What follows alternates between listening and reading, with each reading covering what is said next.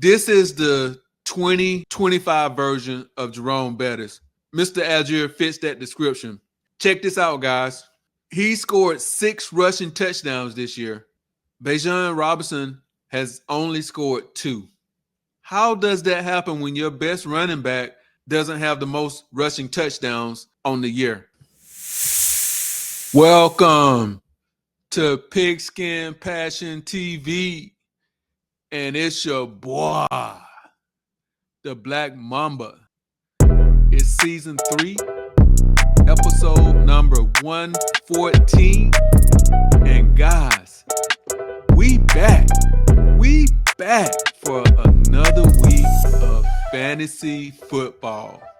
And guys, after getting off to that rocky 1-4 start, your boy is now riding a 5-game winning streak. Man, feels good. And honestly speaking, after Sunday, I thought I didn't have a chance. And I knew it would come down to the end. He still had Jalen Hurts left to go, and he was only down by like maybe 20, I think it was 23 points. So he needed 24 points in order to get the win. And I mean, basically all Jalen had to do was throw a 1 touchdown pass and get a tush push, and that should have pretty much pushed him over the top. Fortunately for me, the game script played out to be a defensive struggle on both ends of the ball. And at the end of the game, it was basically just trying to run the clock out to get the W.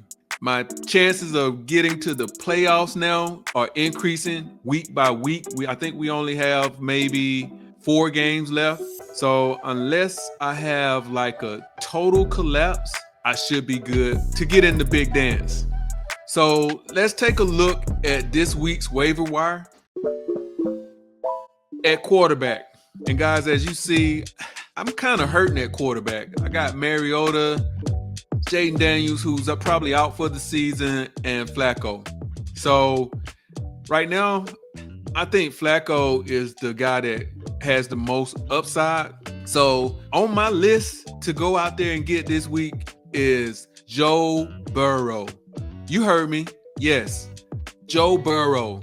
I know a lot of teams probably dropped him from the roster. People probably were thinking, and myself included, that his season was over. Guess what, guys? He started back practicing, and there's a chance that he's going to come back after Thanksgiving. A lot of this is going to depend on how the team is doing over the next few weeks. If they still have a chance to get to the playoffs, he's definitely coming back. So if you have a spot to waste and you're desperate like me, picking him and just letting him sit on the bench to see if he's coming back or not, it's an easy choice. If they start losing, you already know he's going to get shut down. But I'm almost certain that there are not going to be any managers out there as smart as you if you go out there and get him this week. You're going to be known as the most savvy football manager in your league if you go out there and scoop up Joe Burrow this week, hoping that he's going to play in the next couple of weeks, shortly after Thanksgiving. So guys, my game plan is to go out there. I'm going to take a chance. I'm going to drop Jaden Daniels and just see what happens. Buy low, guys, because if you don't get him this week, when the word gets out that he's definitely coming back, you're going to be in a bidding war, or you're going to have to fight other managers to try to get him. So go ahead and get him right now while ain't nobody even paying attention. The next guy, and I'm giving you this guy because I gave him to you a couple of weeks ago, and I actually have him on my team, but I noticed he's still out on the waiver wire in some leagues that I play in, and that is Mr. Uncle Joe Flacco. So if you need immediate help right now, you want to get him, and you probably need to spend whatever is needed to get him, because all he has to do is get protection from his line, and he's going to get those studs he got the ball. So Joe Flacco is the next guy that I would be trying to go out there and get. At running back, Blake Corum. I actually have this guy in my league, and I have him because I have Corum Williams, who is the starter. But over the last few weeks, Corum has been cutting into the carries more and more. In addition to that, he's getting carries inside the 5-yard lines. You know, as a fantasy owner, you really hate that when your guy is the one that doesn't get the ball inside the 5 to punch it in. So this offense is kind of becoming a two-headed monster, and the distribution of carries seem to be pretty balanced over the past few weeks. So if Williams goes down, then Corum's going to be the man. And I got him as an insurance policy just in case. I couldn't afford to have him sitting out there on the waiver wire in case anything did happen to Williams. So if he's available in your league, he's a pretty hot commodity as far as a handcuff. You guys probably need to go out there and try to scoop him if you have room. The next guy is Imari DiMercado with the Arizona Cardinals. And he's a part of a two-man committee right now that the Cardinals are using. Trey Benson is still out, and as long as Trey Benson is out, I would add him and put him in the lineup. I think Benson should be coming back here soon, so he may be only a 1 or maybe a 2 week rental, but I think he would be useful if he's available in your league. The next guy is Tyler Allgeier with the Atlanta Falcons. If you listened to me last week, and if you remember me talking about Jerome Bettis, this is the 2025 version of Jerome Bettis. Mr. Allgeier fits that description. Check this out, guys. He scored 6 rushing touchdowns this year. Bijan Robinson has only scored 2. How does that happen when your best running back doesn't have the most rushing touchdowns on the year? I tell you how it happens. If he don't run it in from outside 20 yards, Mr. Allgeier gets in when they're inside the 10, the 5-yard line, and he runs it in. So if he's available in your league, guys, he's boom or bust, but he's a touchdown-dependent running back, and he could be a good flex option for your team. Next up is wide receiver. And I gave you guys this guy not last week, but maybe a couple of weeks ago, and that's Tez Johnson. And he's beginning to get more reps and targets every week. Last week he had 42 yards and a pair of tutties. And over the last 4 games, he's averaged 1 touchdown. So he could be boom or bust, but as long as Chris Godwin and Mike Evans are out, he has the potential to be a solid flex every week. Next guy is Jaden Higgins with the Houston Texans. I think I gave you guys this fella a couple of weeks ago as well. He's a rookie, and he had his best game last week, catching 5 balls for 42 yards, and he had a touchdown as well. His production's been ramping up, and he's a nice complement to Nico Collins. So if he's available, then I would scoop him up. I may not put him in my starting lineup if he was available, but I would definitely just pick him up to see what he does over the next couple of weeks. Sometimes you never know with guys like this. They heat up at the right time, especially during the playoffs, and you're like, where did this guy come from? These are picks that could help you win a fantasy championship. Next guy up is Mack Hollins with the New England Patriots.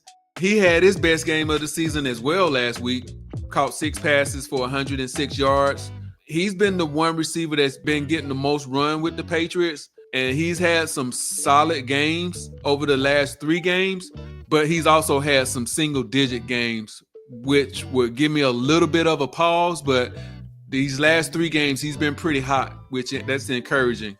I wouldn't go out there and spend a lot on him, but he may be able to give your team a boost here and there. At tight end, so as you see, I have Dalton Kincaid with the Buffalo Bills. I watched that game up until the point where he got hurt. He went out with a hamstring injury, and I would be surprised if he's able to play this week. As much as I hate to drop him, I'm going to have to drop him because I'm not going to waste another roster spot to pick up a tight end. So Dawson Knox is a guy that you probably want to target, and I'll be dropping Dalton Kincaid, and hopefully I'll be able to go back out there and pick him up. I don't really get the production out of this spot enough to worry about keeping a roster spot open for him, so that's why I don't have an issue dropping Dalton Kincaid. And actually, I just saw in my league, there is a guy, Mark Andrews. So if I can get Mark Andrews and he's available, or if I can spend enough to get him, he's going to be my number one pick, especially with Lamar being back. And he's the number one tight end in that offense. He hasn't had a really stellar year, but he's been efficient. He had one game where I think he caught 2 touchdowns. So Mark Andrews will be my number one option at tight end. If I can't get Mark Andrews, Dawson Knox will be my backup. And also, I have Dalton Schultz on my list as well. Last week, he had 7 catches for 53 yards and a tutty.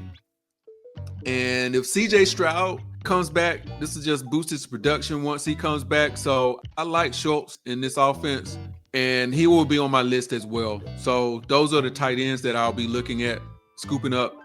And as always, guys, I stream my defenses. You know, I had New England for 2 weeks straight, and I decided to drop them and pick up the Carolina Panthers. I question myself now, why did I do that? Because if I could have looked through and seen that I would have been just as good if I had kept the Patriots last week, I would have. Because Carolina, they didn't do anything near what I thought that they would do. And I'm going to see if I can pick up the Patriots again. I'm going to have to spend a little bit to get them this week, but it'll be well worth it. They play the Jets, so the floor should be pretty high for that defense this week. If I can't get the Patriots, then I'm going to go out there and try to get the Baltimore Ravens, simply because they are a team that's playing with their hair on fire right now. They can't afford to lose to any teams that they clearly should dominate. And this week is one of those games. They are playing the Cleveland Browns. There's no reason they shouldn't be able to get to the quarterback and force some turnovers. So I'm going to go hard at this team as well if I can't get the Patriots. So these are my 2 top teams. I'm going to go really hard. I'm going to put in higher bids than what I normally put in to get them. If for some reason I get outbidded on both the Patriots and the Ravens, then my honorable mention will be the Bears. And if you didn't notice, there's a theme here, guys. I'm picking defenses that are playing quarterbacks who haven't been at their best this year. And frankly, who I just kind of think that they're still out there trying to figure it out, and they're not very good at this point. So J.J. McCarthy had a good game last week, but I'm from Missouri. He got to show me again. So with that said, I like the Bears in this matchup. So hopefully I can get one of these 3 teams. If I can't, then I'll have to go back to the drawing board. And I think my Steelers are out there. They are out there. So the Steelers are another team that if I can't get those top 3, then I'll have to get them. And surely no one's going to be looking at my Steelers because the defense, they let me down on Sunday. So those are my gems for this week, guys. And hopefully I gave you some information that you can go back and be equipped to be a boss this week, especially that Joe Burrow pick. Guys, I'm telling you, just look him up in your league. See if he's available. I'm pretty sure he is. And guys, with that said, I hope I gave you some gems. And if I did, do me a favor. Spike that like, comment, subscribe. And it's your boy, the Black Mamba, out.